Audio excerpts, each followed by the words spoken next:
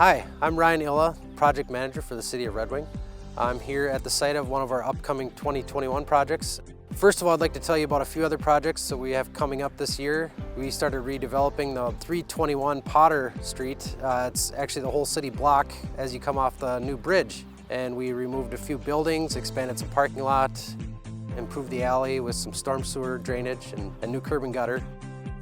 We are going to be finishing that project this year. Due to budgets, we moved it into a two-phase project, and what's left this year is to remove one more building and reface that building so we can allow a new garage entrance, and then expand that parking lot in front of there with some sidewalks, and we will be housing the Hiawatha Land Transit. The city has in store a alley reconstruction. It's on what I like to call the Dairy Queen block between Main and 3rd and Franklin and Fulton. And we'll be doing some surface restoration, taking out the old blacktop, putting a new curb and gutter on one side to get the water to drain out of the alley into our storm sewer system. Should be starting early summer, be done with in-house crews, and can take anywhere from 4 to 6 weeks when it's all said and done. But we like to tab at least one of these alleys a year to redo and just renew and make it easier for our crews to maintain. We are also going to be building a cul-de-sac at the end of Olds and Broda Lane up by the high school area there. It's an industrial area.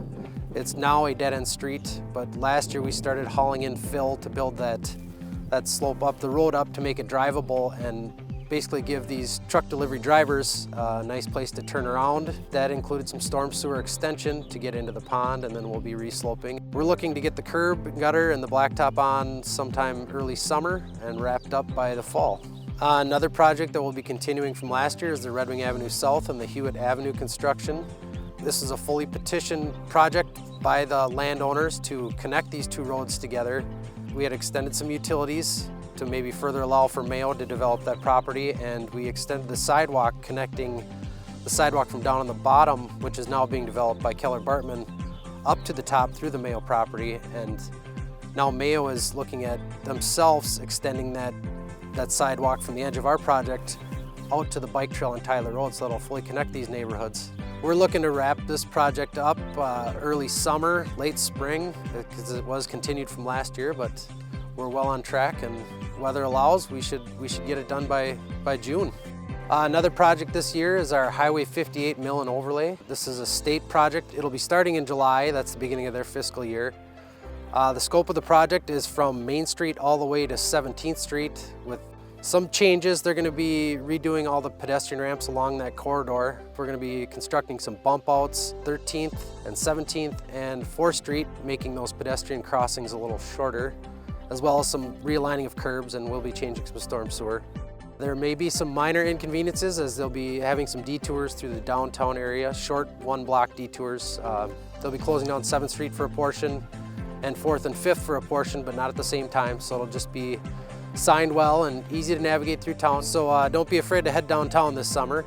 Any questions on updates can be directed towards the MnDOT website, which is dot.state.mn.us, and there's a construction projects tab. You can look it up by highway number, which is Highway 58. So any questions, contacts needed, you can be reached on their website.